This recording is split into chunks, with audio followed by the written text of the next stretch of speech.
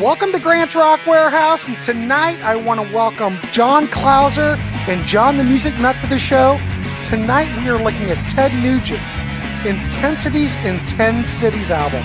Is this the best live album of bad songs ever? Without any further ado, let's get this one started. He's in his basement, and he's worldwide. Grant's Rock Warehouse. Welcome to Grant's Rock Warehouse, and I want to welcome these two gentlemen to the show tonight, John Clauser and John the Music Nut. Tonight we are looking at Ted Nugent. Imagine that on this channel, but why not? This is a topic that John the Music Nut came up with. So what we're going to look at, who's talking about Ted Nugent, Intensities in 10 Cities? Not many people, but we are tonight. Is this the best live album of bad songs ever? We're throwing that out to the group. We want to hear from you. We will bring up the chat. I do want to, BM Bolt. Byron, you're How you up. doing, Byron? But I want to welcome everybody in the chat. I want to welcome the panel tonight. We're going to talk about this record. If anybody's familiar with this record, it's one of the Ted Nugent solo albums. This was like the last record that he produced for Epic. This was like one of those contractual things. But if you think about it, this is kind of creative because he recorded all these songs on this tour. It came out in 81, but it was like the 1980 tour. Probably the Scream Dream tour. Okay. Yeah. there you John go. with the props, thank God. So it was recorded on that tour, and he played like what, 2 or 3 songs every night. Yes. You know, and they recorded all of them, so they compiled them all and they put it out as a record at the end. Now you could look at this. Well, let's look at this real quick.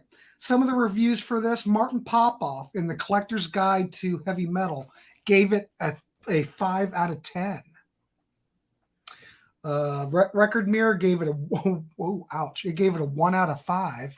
And All Music gave it a 3 out of 5. So I don't know, but I was somewhere, I can't remember what website I was on, but I saw actually good reviews for this record. So it's very mixed. Yeah, Martin Popoff, 5 out of 10. Yeah, it's interesting that he gave it a 5 out of 10 in his record guide. Yeah. But when he talked about the album recently on Joe B's channel, Wasting Some Time with Average Joe, he said, oh, this was a horrible record. He said this was just terrible. Well, I don't know, but we're going to throw it out to you guys. I don't know. Is it a horrible record? I don't know. I don't think it's a horrible record, but the songs, I mean, we'll get into them. Well, but when I listen to it, of course, I've been studying it, and, you know, I know what Ted sounds like. I've seen Ted live. This sounds like Ted live. Oh, yeah. You listen to a Ted Nugent album, and you know what it's going to sound like, okay? And we're not getting political on this show. I don't care about his political leanings. I'm looking at this record as a artistic statement, as an album. So I just want to throw that out to everybody. Right. We're keeping this pure, and we're non-political on this channel anyway. So I like the concept, but was it well executed? So I'm just going to throw it out to the panel. Actually, I'm going to throw it over to John the Music Nut first. This was his topic. I'm really interested to see what he has to say. I mean, when he mentioned this to me, I went, holy crap, what a great topic. And here we are today, kids. We're talking about it. But before we go to John, let's see. We got Brian McFadden. Brian's always here, for God's sake. Hi, Brian. Brian, how are you? How you doing, Brian? Thanks for being here. Brian, who is into all kinds of stuff. Death metal, doom, has never heard this record. We finally came up with a topic that the guy hasn't heard about. Here, Byron. When I was in high school when this came out. Ted was pretty popular still. Scream Dream. Say that for me. Scream Dream. Thank you. Did very well prior to this. I never owned this and was not impressed with it. Screaming Lip Lock is okay. Well, Brian's going to have to give it how's the production on this, Byron? Oh boy, here we go. Oh boy. All right, anyway, the chat room's open. Thanks everybody for tuning in. Let's throw it over to John the Music Nut to get his take on this. And I think, John, like we've been doing like on the Dark Horse episodes, we'll just do your rating out of 10. We'll just do it like a Dark Horse episode. Sure. But go ahead. Let's give. I can hardly wait. So give us your thoughts on this. I've had this bad boy of an album for a long time. Here's my cassette from 14 or 15 when I bought this. Oh, it would have been around 86. Remember back in the mid to late 80s, these catalog albums for bands that were on Epic or Columbia, CBS?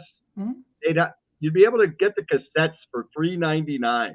So you'd be able to build up your Ted Nugent collection, your Aerosmith, your Blue Oyster Cult, your Judas Priest, even an old Scorpions album, because that's when they were on RCA.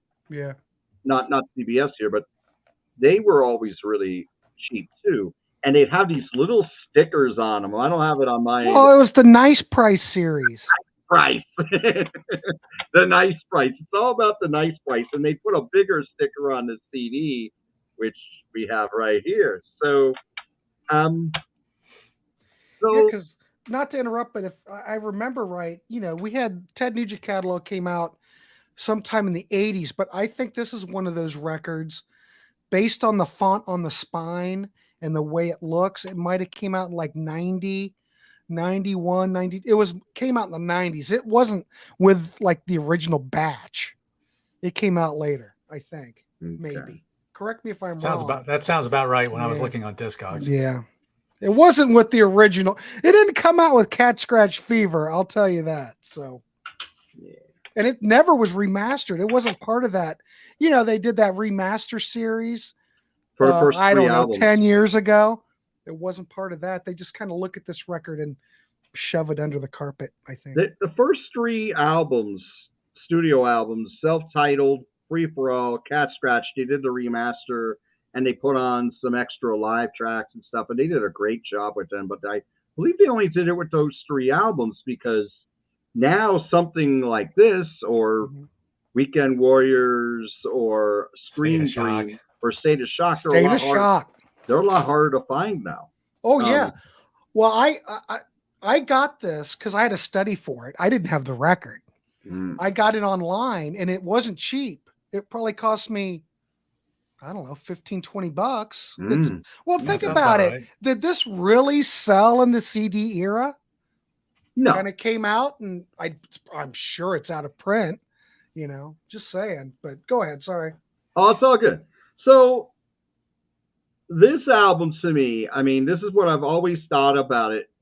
To me, I came up with this title, The Best Live Album of Bad Songs Ever. I said, and I even said to Martin Popoff recently, I said, did you ever hear a live album that was so great, yet all the songs feel like they were written in 20-minute stops? Because they're so simple. Well, a lot of them are really simple. There's only a couple that really sound developed here, in my opinion. But this is Ted at his gonzo best. This is before he became the Ted that you know now. This is Loincloth Ted. This is Motor City Madman Ted. This is Crazy Ted. This is Tarzan Ted. This is Ted that loves life. This is what I like. Now, when you get into when he became Ted Nugent, the brand, I shut off.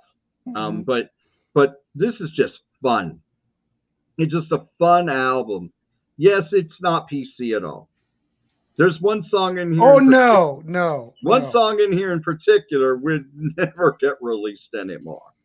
But this album here, the performances are all very good. He did perform. Each song on here was recorded in a different city, and I made sure I wrote them down because he was still playing the big venues at this point. Cobo Hall was about a 12,000 seat venue, if I recall. But he was doing the Scream Dream, promoting the Scream Dream record, which was his last gold record as a solo artist.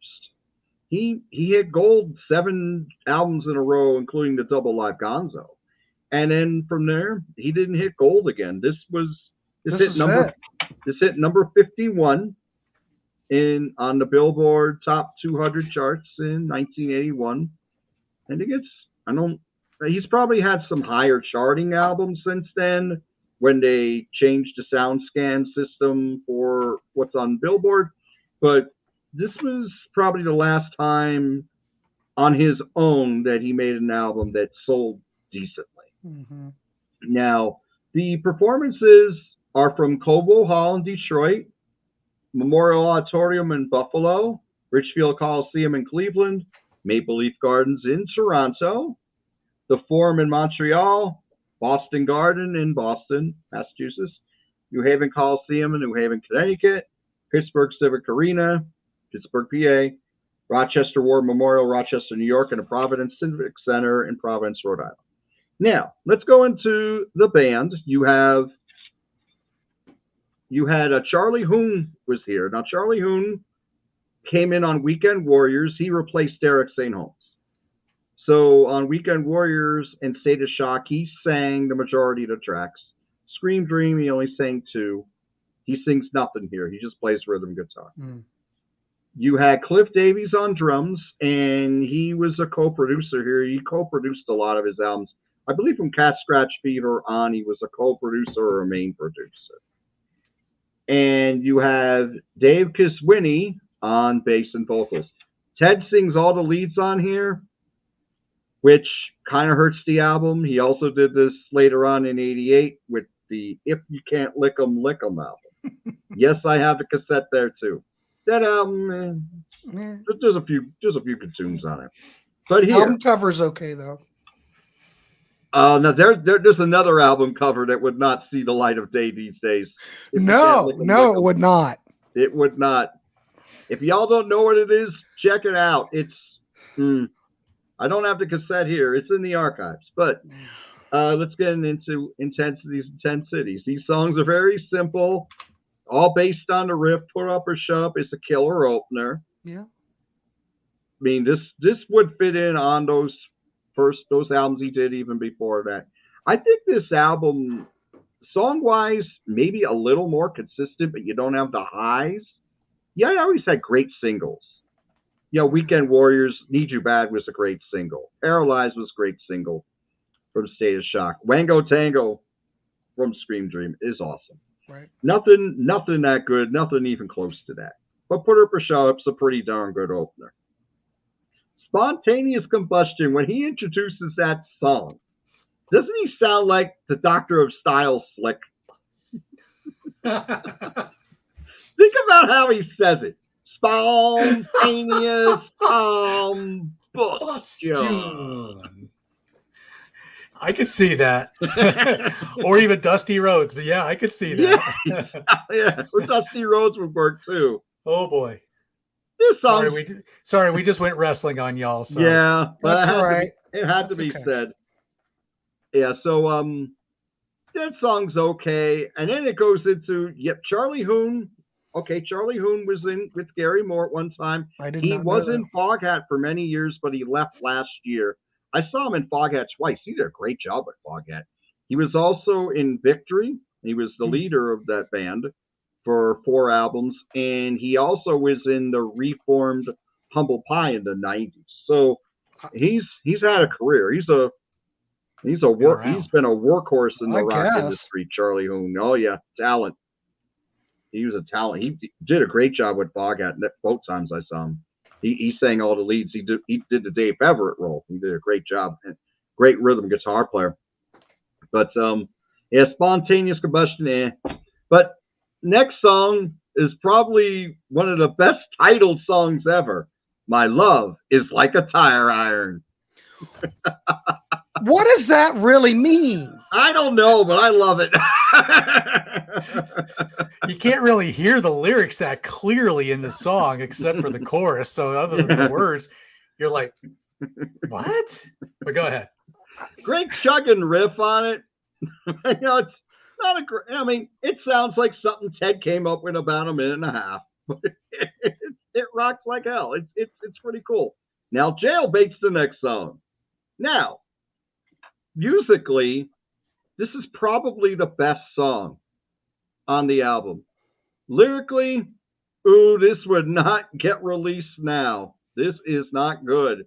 I'm sure my co-captain will go into this much deeper later on, because he is the lyric man of the two of us. The look on his face tells it all, my friends. But it is a well-constructed song. It is a really cool riff. Now, I have Sure. to back up. All right. I listened to, okay. Oh, I can't believe this because, I'm looking at Ted Nugent. I watched the Eddie Trunk. Eddie Trunk has a podcast out or, on YouTube now with that metal show, guys. Yeah. Okay. They recently just did an interview with Ted Nugent. And I think he's the one that said Jailbait. Is this right that he played that on the 6-string bass? If you listen to it, you know how it kind of has that.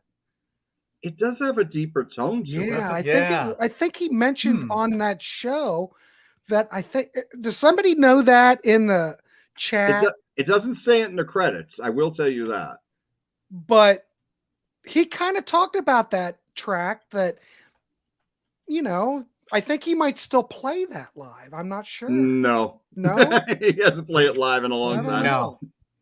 No, he hasn't. He probably hasn't touched this album since the 80s. Somehow Probably that came up in the conversation. Yeah, I think he might have put this album out, and I don't know if he ever played any. I mean, I didn't do any research on that, but no, he's not going to play any of these songs live. I mean, he's just coming out with those big guns, and a couple cool deep tracks and something off the new album. That's usually the dead way these days. Spinal Tour, go out and check him while you can. Go out and see him while you can. I will say this: he still has energy. He can still play pretty well Dayton. I think he's here in Dayton this week. I think. I could have seen him a couple weeks ago, but nope. I was in the same boat. He got cancel cultured, so. Look at DM Bolt. Right.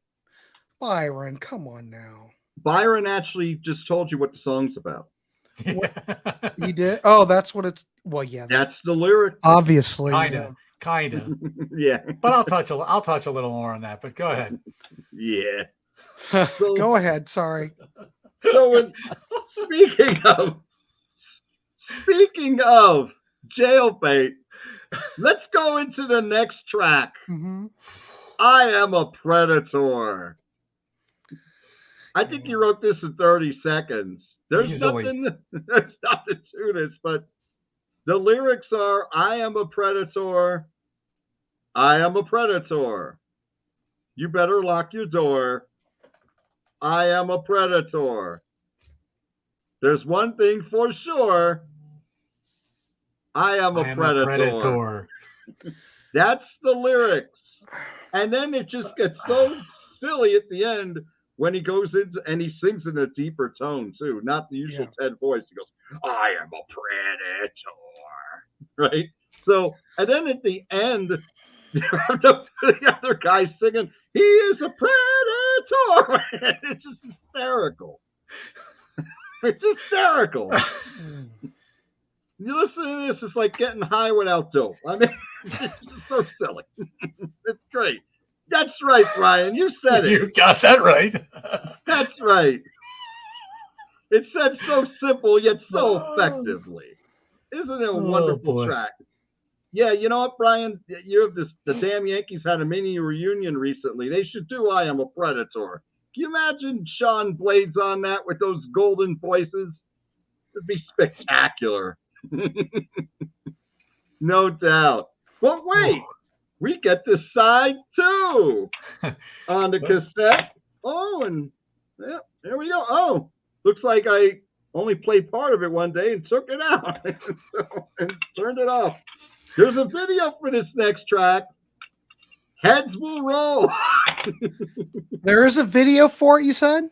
Oh, yeah. It's silly as silly. It's silly as shit. It's just a live performance and his severed head going, heads will roll. But it's just a basic blues rock song. And it's nearly as simple as I Am a Predator. Brian, you're bringing it. He's here all week. Oh my gosh! Oh boy! But wait, there's more. Okay. The Flying Lip Lock. Did you catch that title? Which he says on the album.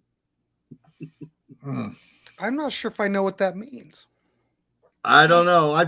I wouldn't be able to do it in these days, but back when I was a teenager, I could have pulled it off. But anyway, back when I was listening to this album pretty hard. Anyway, no pun intended. So anyway,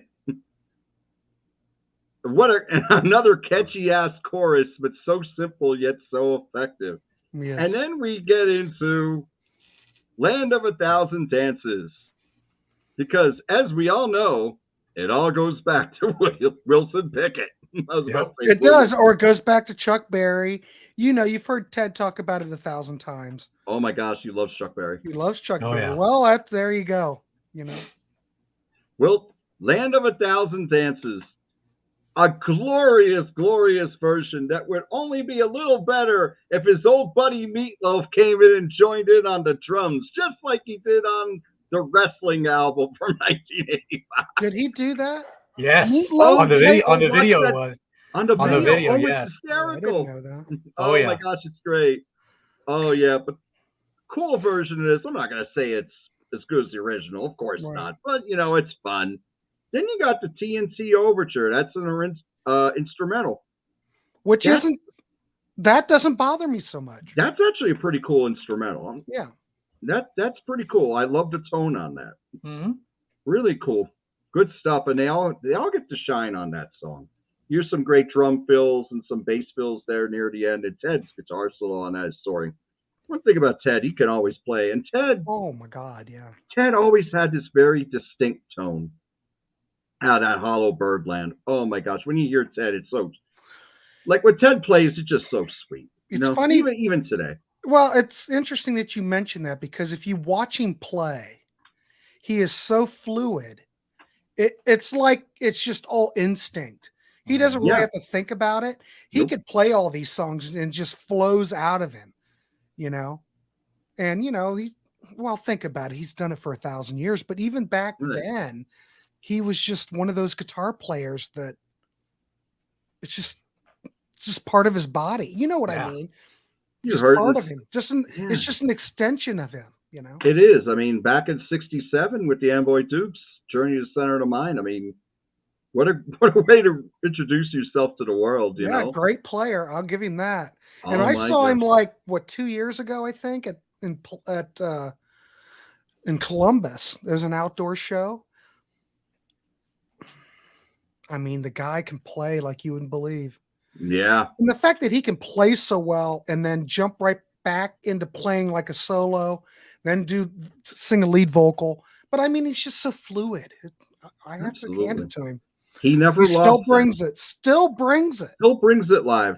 Still brings it live. If what I say about his shows is you go to see him, the first 3 or 4 songs, you feel like you're 15 years old. Mm-hmm. Because hello, George. Welcome. George. Hey, thanks for coming. It's so there's so much energy from his band that it just sucks you right in and you feel so young. And then hello, Ernesto. Thanks for coming in. Brian really doesn't know this album. Was this in his earlier? This came out in 1981. 1981, yeah, March. This was his last album for Epic, so it would have been his 8th album, but his 2nd live album, Double Live Gonzo, was a double, but this one was only a single. Yeah. Which surprised me because he still had a lot of success in his solo career. He was still banging out gold albums. You know what? Before we go on, I was just thinking, what other artists do you know that have had a concept like this? I can think one. Okay. Who would that be? Neil Young, Time Fades Away is a live album that's of all new material. Was that 1973? I have it. Okay. Yeah, I forgot about that. Yeah, I've got the CD of it. Didn't some Australian punk band do something where they played off this album called Incontinence in 10 continents or something like that? Incontinence in 10 continents. Yeah. Condiments in 10 continents. Yeah, something like that. I Who got all else? tongue tied. Who else did this With their great concept? track, I Love Ketchup and BLT. Oh, so you actually have that album? No, I just made it up on the fly. Oh, okay. No, boy. Brian, we have more live albums, though. This is no double live Gonzo. I will say No. that. No. No, it's not. It's not. Oh, here we go. George, I am a Ted Nugent fan of all eras in this album, although not his best, but it's still a lot of fun. Agreed. Well, George, since you were a fan, and what we're going to do is rate this album out of 10. And if you're a fan, I would love to see what you would rate this out of 10. So put it in the comments, and then we will take that and tally that with everybody else's. But yeah, anybody who's familiar with this record, please weigh in and please leave your rating out of 10. We'd really want to hear it. So anyway, John, back to you. Yeah, thank you. Last song is I Take No Prisoners. That's self-explanatory. That song really, there's really not much to that. Okay, and that's the end of the album. But it's a fun listen. What would I rank it? I give it a 7. Okay. Because of the energy and the passion there. Oh, and some of the songs are catchy. And some of the songs are just so simple yet so fun. I give it a 7. Now, Double Live Gonzo, that'd be a 10 for me. Same here. Well, that is probably even Eddie Trunk asked him that. They said what would you rate the greatest live album of all time? And of course, Ted said Double Live Gonzo. Of course he did. Of course he did. It's Uncle Ted, for crying out loud. Yeah. There George we go. says, although 1982 self-titled was a bit better with the return of Derek St. Holmes. Well, I like that, but then that was the one when the keyboards came in, right? Wasn't that one kind of commercial though? It was. Yeah. That was the one with Bound and Gagged on. I think so. There's some good stuff on there. The stuff he did with Derek in the studio, most of it was very good. I love Spirit of the Wild. That was a great comeback record for him. That's a 9 to me. A 9. Okay, good. 9. And it would just need a little trimming to be a classic in my opinion. So but it didn't sell though. So you're gonna give this a 7. Based on the way you were talking about it, John, I thought you were gonna give it a worse review. No, because like I'm saying, the songs are simple and silly and bad. I Take No Prisoners is bad. Spontaneous Combustion is bad. There's maybe a few others you could say that, but some of them are actually a couple or like fully formed songs, and some of them are just he wrote this in 30 seconds, but yeah, it's still kind of cool. So yeah. I was just going to say, Martin, of course, like Martin likes Ted, right? Mm-hmm. But he doesn't like all that silly stuff. He likes later Ted. Yeah, he likes later Ted. Martin's on here. Should have got Martin on here. But yeah, but the silly stuff, it's okay. Yeah, he likes Love Grenade and Crave Man. I know he really likes that record. And that is a very good record, even though some of those songs, the riffs sound recycled. Mm-hmm. There's a lot of energy to it. That's a killer album. See, very happy. I haven't heard any of that later stuff. John, have you heard any of that other stuff? Either. No, me either. I didn't hear the new album. I mean, I've heard some good things about Detroit Muscle. Wait, talk to Joe Becht. He loves Ted. He's seen him a few times on this tour. Joe on here. Joe B. Oh, look, the good doctor. Funkenstein. There he is. Welcome, good doctor. Great. Thanks for stopping by. Well, George, I need your rating out of 10. That's what I need. I'm giving George an assignment, and I need his rating out of 10. I think we should get Ernesto's too, because he says he has the whole Ted Nugent catalog on 8-track. He's got to have this. Ernesto, I need your rating too. Wait a minute. He's got Love Grenade on 8-track? Ernesto has, he has ways. Oh, me. Wait a minute. I think Martin likes Shut Up and Jam. Yeah, he does. You're right, Byron. He does like Shut Up and Jam. I wasn't too thrilled with it, but yeah, I know he likes it. See, Ernesto, you got Ernesto all worked up. All right, so we got a 7 out of 10. Okay, excellent, super. Let's throw it over to John Clauser and get his thoughts Okay. on it. Because right. from what I understand, I don't know if you were that familiar with it. I'm not exactly sure how big of a fan you are of Ted. I know you're sporting. You should need to share this with the class.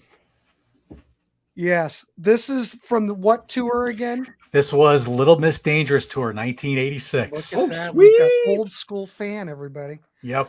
Oh, George. Okay, here we go. George will give it a 6 out of 10. All right, I'm going to throw George's rating into the mix. Thank you, George. Thanks, George. Okay. John Clauser, let's hear it. All right. So with me, so I did, after Scream Dream, I kind of got off the Ted Nugent wagon for a while because I was getting into a lot of other stuff, but I liked Scream Dream. I liked Double Life Gonzo, Cat Scratch Fever. I liked all those early Ted albums, and then I saw him on this tour with Aerosmith, and I heard the Little Miss Dangerous album, and I kind of liked that album. That was different. It was pretty good though. So, but that was really like the last Nugent album that I really checked out. I never listened to the first couple off of it on Atlantic, the Nugent and Penetrator. Yeah. So I didn't really listen to those, but Little Miss Dangerous, yes, because I saw them on the tour. So this one, I honestly hadn't really started listening to, but I always liked Ted. The best way of describing Ted for those who really just don't know, I heard this on Scott Waters's No Life Till Metal channel, and he was doing a Ted Nugent album ranking. And he says, basically, Ted Nugent is like Chuck Berry on steroids. Yeah. And that's really about the best way of describing Ted's music. He's like AC/DC. You know what you're going to get. You are going to get, well, at least on these early albums, over testosterone, full speed ahead, blow the balls off a charging rhino at 60 paces, kind of rock and roll. That might be the quote of the show. Yeah, well, that's from Ted. It's on Double Live Gonzo. There you go. So okay, so the first song, Put Up or Shut Up. Again, great opening track to this album. I don't know where it would have fallen in the live set. I was trying to look up some sets from this, and you don't really know where that kind of fits in because some of the set lists weren't complete. But again, good. If I'd seen any of these songs live, I would have liked it. I would have been happy with it because it just was like a great song. Okay, Spontaneous Combustion. Yeah, that gets a little silly. The lyrics are really cheesy. Yeah. My Love is a Tire Iron, or My Love is Like a Tire Iron. Again, catchy track, good music. I don't know what the heck the words are all about. Okay, but now let's talk about jail. Let's just talk about jail just a little bit. So I'm going to actually defend Ted on this one. Okay, because he gets a lot of flack about this song. And I kind of get it, and I certainly get it, but I'm wondering if the protagonist in the song is supposed to be a teenager, because there's the lyric in here that goes, so tell your mama that I'm back in town. She likes us boys when it's time to get down. She's got this craving for the underage. I just might be your mama's brand new rage.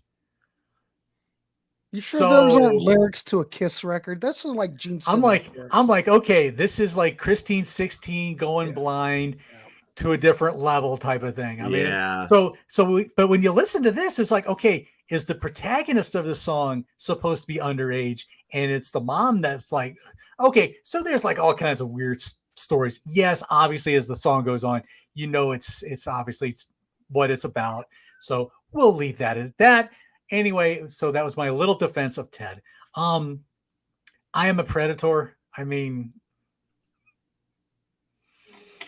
no, I just, again, not bad music, but yeah. Heads Are Gonna Roll, or Heads Will Roll. Okay. Not bad. Not the best. Not bad. Flying Lip Lock. Again, good song to hear live. Again, the lyrics. Land of a Thousand Dances.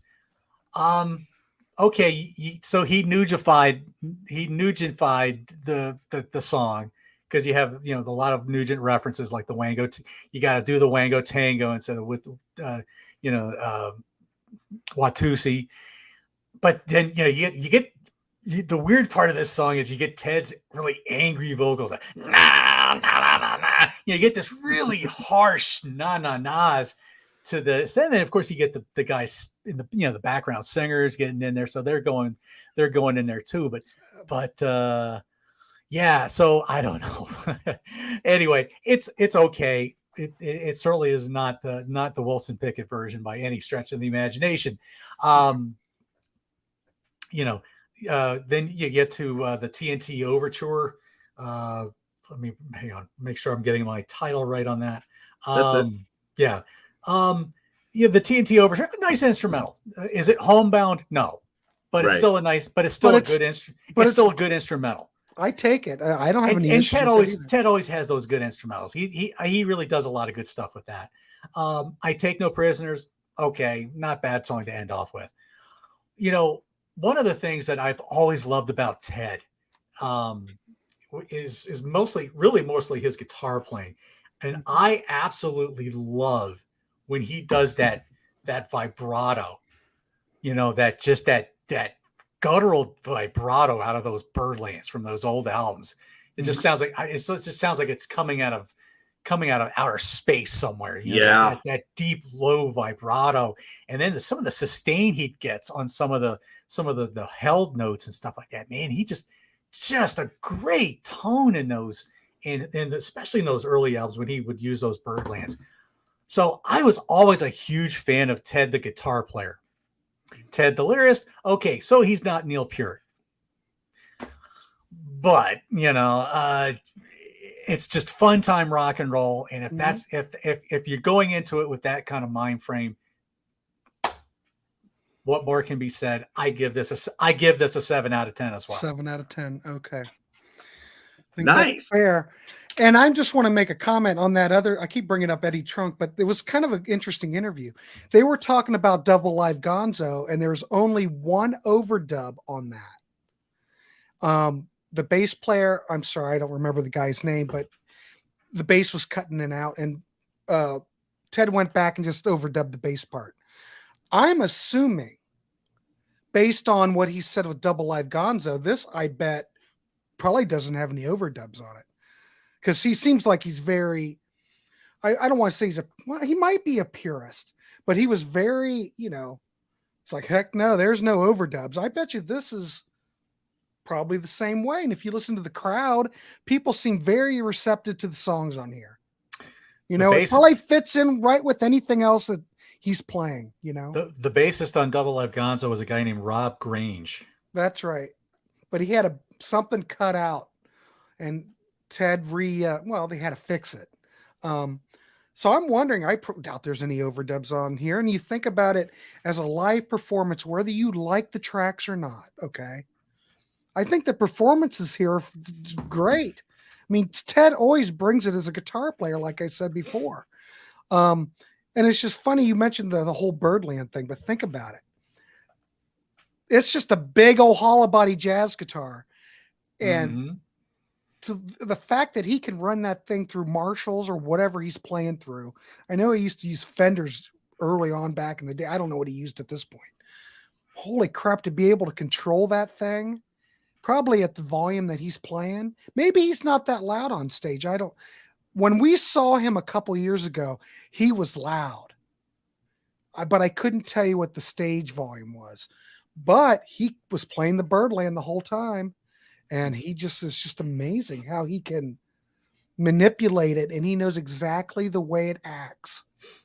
And I think, like you mentioned, that vibrato. He just, I don't know. Is it the short scale of the Birdland? I don't know.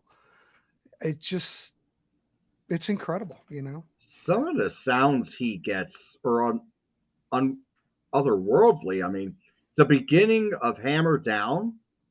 From Free For All, you're like, what is that? Right. Or even a lot of songs, a lot of Hibernation, which is a 9-minute instrumental. on Double Live Gonzo, some of that stuff is insane. You're like, oh my, you listen to that, you're like, wow, I wish I was 10 years older and I saw him doing these songs. Yeah. Oh my gosh. Well, Vinyl Buzz, you saw him last summer, but he brought it though, didn't he? Was he playing I'm assuming he was playing the Birdland, and I'm sure he was just. The guy is just amazing as a guitar player. I will give you that. Yeah, it's Chuck Berry on steroids, but I could listen to the guy all day. And when you look at this record, you look at the song titles, Put Up or Shut Up, Spontaneous Combustion. My Love is Like a Tire Iron. I love that title. I'm a Predator. Flying Lip. I mean, you look at these titles, like he did go through that period where things are kind of silly. But still, as live songs, I think they're fine. Are they great songs?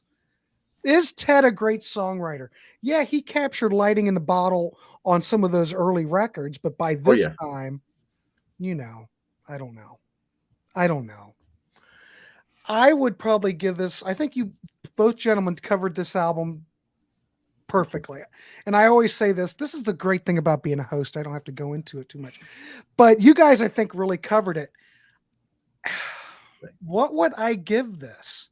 Because when I play it, I don't want to turn it off because I'm listening to the guitar parts. The band is tight. The audience is engaged. I don't hate it. I don't want to go into the corner of the room and throw up. I would probably, but yeah, there's better Ted Nugent albums, but the fact that he took a chance. Oh yeah. Is this a contractual album? Yes, but he could have done something way worse. I think it was creative. Yeah, this is coming out of the Neil Young songbook as far as doing a live album of all new songs, but it's creative. Are they great songs? No. Great playing, great band, sounds great. The other thing I wanted to say about this record is that all these were all recorded from different venues. Yes. But the sound is very cohesive. If you've noticed, you really can't tell that, Except for the fade outs. That's it. Well, yeah, other than the fade outs. But I don't know why. Well, I wonder why they did that. They should have just had it. I don't know. Whatever. Now we're getting nitpicky. I would probably give this record. There's a lot better Ted albums. I'd probably give it a 6. Okay. I mean, it's kind of in that middle of the road thing. It's not terrible. I'm sure there are way worse Ted Nugent albums than this. I think there are. Okay, there you go. Yeah. John was saying Little Miss Dangerous. I don't like that record.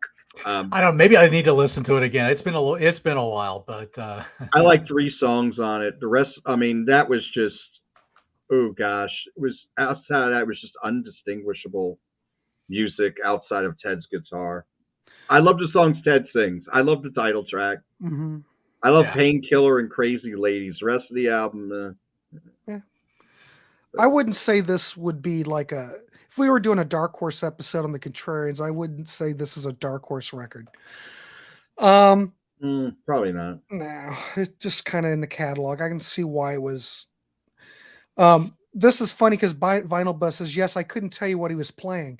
I couldn't tell you what he was playing the night I saw him 2 years ago because it's just like one big song. So maybe when they're listening to this back in the day, it's just some other song that he's doing.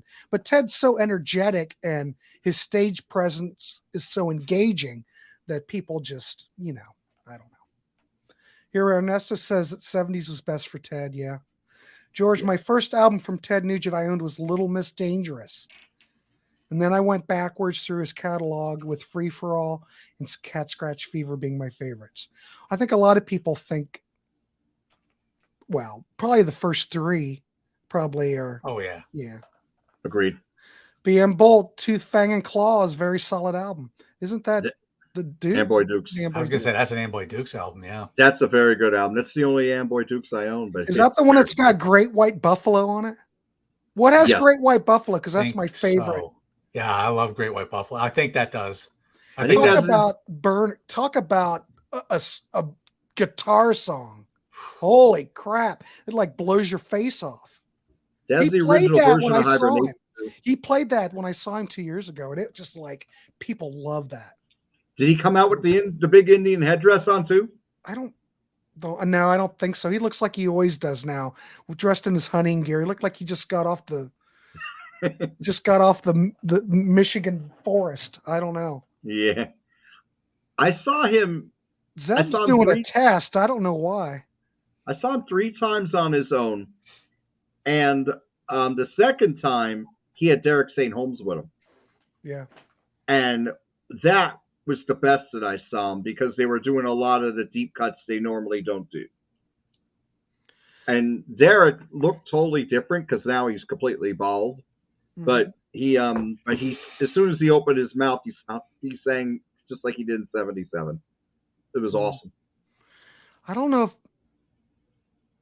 did we get a rating? Did anybody else give her what time is it? I'm looking at our I time. think Ernesto gave a 5. He did. I got it, but I thought maybe someone else would give us another rating out of 10 while we're here, but maybe not. Let me see. I was gonna say, I think those are the only ones those All are the right, only ratings we're I gonna saw. tally it. I figured we've covered it. You guys did an excellent. Of course, you guys did an excellent. George job. gave a 6. Did you get that? I got George's 6. I got okay. Well, I'm missing somebody. You gave it a 7. Yes. I gave it a 7. And you gave it a 7. I gave it. Oh, I didn't put mine down. What did I say? 6. You said a 6. I didn't put mine down. That's what I'm missing. 6. Oh, Byron's giving it a 0. Well, that's not going to help it. Well, I can put it in there. Do you really mean a 0? Ooh. That's harsh, Byron. That's harsh. I'm not sure what that'll do, but can you? Okay. I guess it would affect it if you're doing a 0 out of 10 out of all of these. Okay. Anybody else before we tally this up?